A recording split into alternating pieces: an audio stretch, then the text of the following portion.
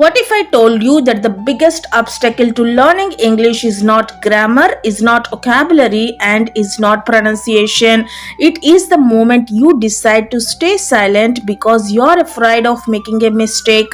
Today's story is not about a genius, a teacher, or someone born with talent.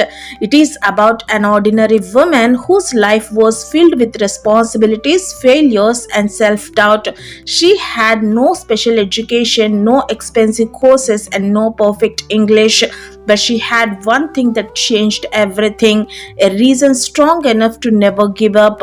If you have ever felt embarrassed while speaking English, if you have ever been laughed at, or if you have ever thought maybe English is not for me, then this story is for you. Stay with me until the end because this story might not only change the way you learn English, it might change the way you see yourself. The women who learnt English one word at a time.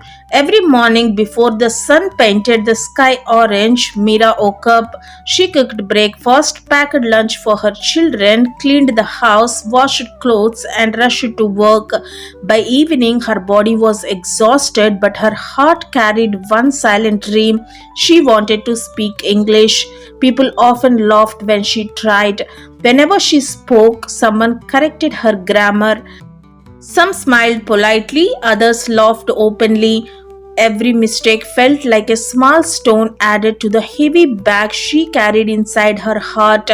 One evening, her daughter came home from school with tears in her eyes. "Mummy," she whispered, "my teacher spoke to you in English today. You couldn't answer. My friends laughed at me." Those words broke Meera's heart more than any insult ever had. That night, while everyone was asleep, she stood in front of a small mirror. She looked into her own eyes and spoke just three words, "How are you?" Her pronunciation was not perfect. She smiled awkwardly. Then she tried again, "How are you?" Again and again and again. Every night she learned only one sentence, just one. Some days she felt foolish, some days she wanted to quit, but she remembered her daughter's tears. They became stronger than her fear. Months passed. She listened to English while cooking. She repeated sentences while washing dishes. She spoke to herself while walking to work. She did not wait for perfect grammar. She did not wait for confidence. She simply kept speaking. People still laughed, but this time she did not stop. 1 year later, the same school invited parents to a meeting. The teacher smiled and asked, "Can anyone share their experience?" Meera slowly stood up. Her hands were shaking. Her heart was racing. Then she began to speak. Not perfect English, not difficult English, just honest English. She spoke about dreams, hard work, and never giving up. When she finished, the room became silent. Then came applause.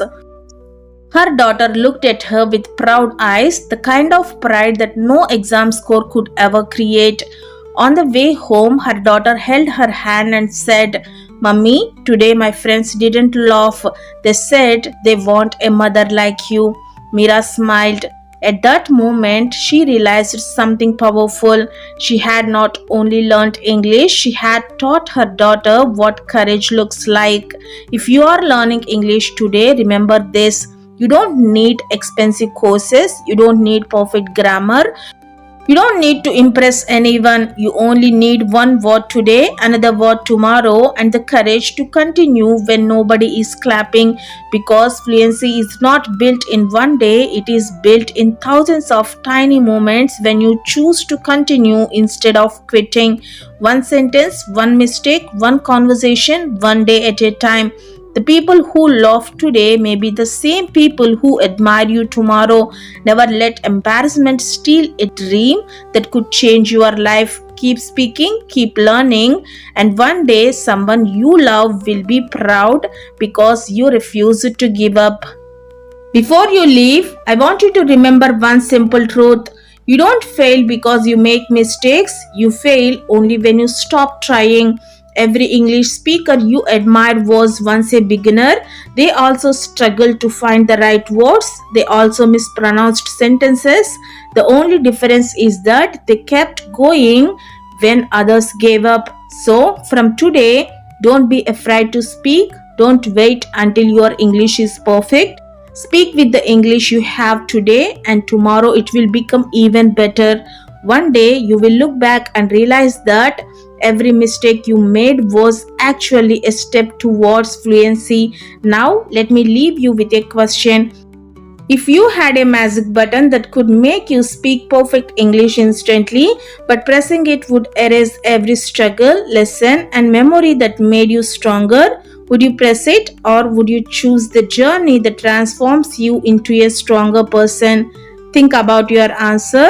If this story touched your heart and inspired you to keep learning, please subscribe to Echo English, like this video, and share it with someone who is about to give up on English.